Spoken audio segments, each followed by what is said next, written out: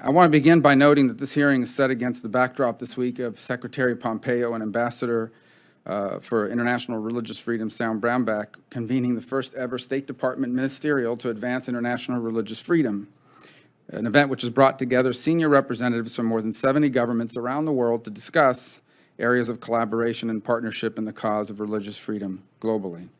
Secretary Pompeo penned an opinion piece in the USA Today earlier this week, highlighting the ministerial and the importance of advancing religious freedom globally.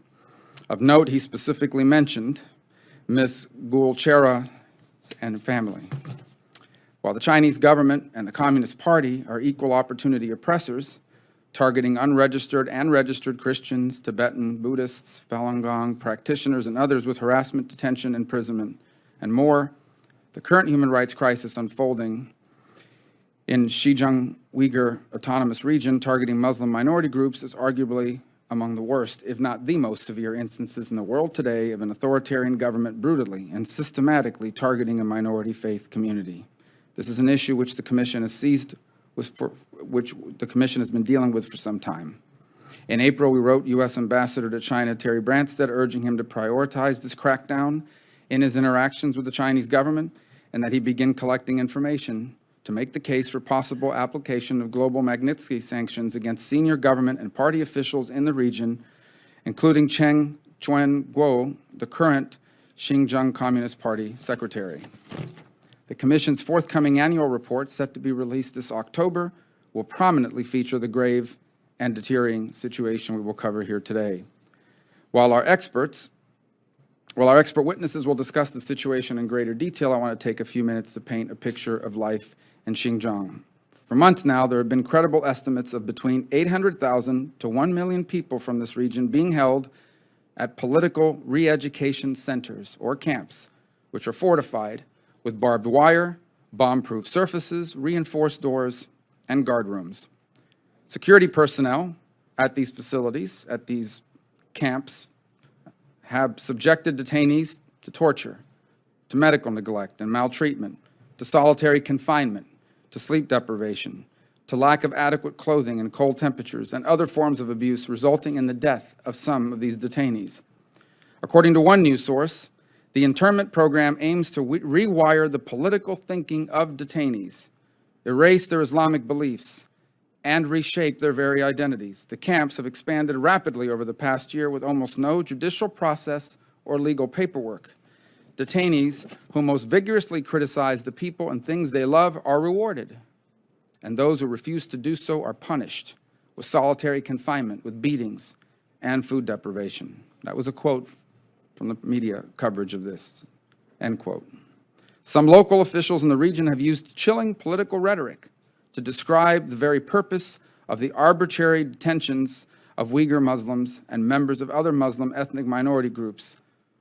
These are the terms they've used: eradicating tumors, or spraying chemicals on crops to, quote, kill the weeds.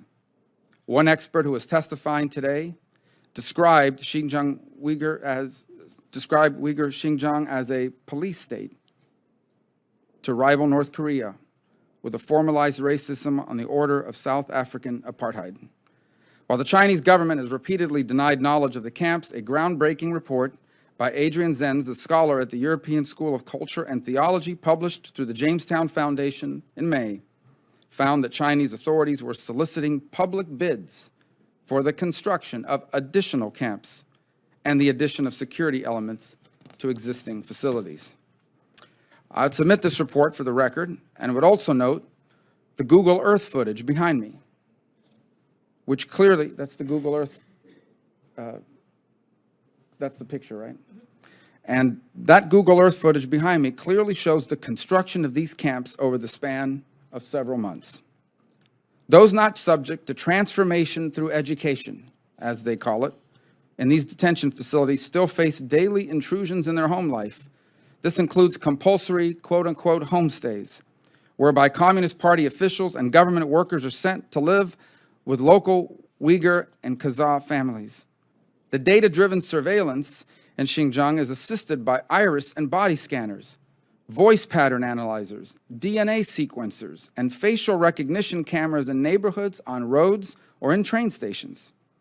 Two large Chinese firms, Hikvision and Dahua Technology, have profited greatly from the surge in security spending, reportedly winning upwards of $1.2 billion in Chinese government contracts for large-scale surveillance projects.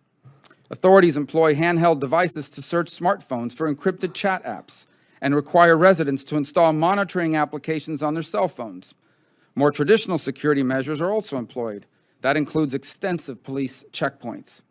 The rise in security personnel is also accompanied by the proliferation of convenience police stations. That's also within quotes, convenience police stations. A dense network of street corner, village, or neighborhood police stations that enhance authorities' ability to closely surveil and police local communities. Just this month, reports emerged of officials in a humiliating public act, cutting the skirts and even long shirts of Uyghur women on the spot as they walked through local streets. They did so as a means of enforcing a ban on ethnic minorities wearing long skirts. And yesterday, there was an analysis released by the NGO Chinese Human Rights Defenders indicating that 21% of arrests in China last year were in Xinjiang, which is only 1.5% of the population. 21% of the arrests last year in all of China concentrated in an area with 1.5% of the population. The number of arrests increased 731% over the previous year, and that does not include the detentions of those in the quote-unquote political re-education centers, which are carried out extra-legally. Radio Free Asia has led the way in reporting on the crisis, and that has not come without a cost. Developments in Xinjiang have had a direct impact on U.S. interests, most notably the detention of dozens of family members of U.S.-based Uyghur journalists employed by Radio Free Asia, as well as the detention of dozens of family members of prominent Uyghur rights activist Rubio Kadir in an apparent attempt by the Chinese government to silence effective reporting and rights advocacy. We are delighted that RFA journalist Gulchehra Oja is able to join us today to speak to her personal experience in this regard.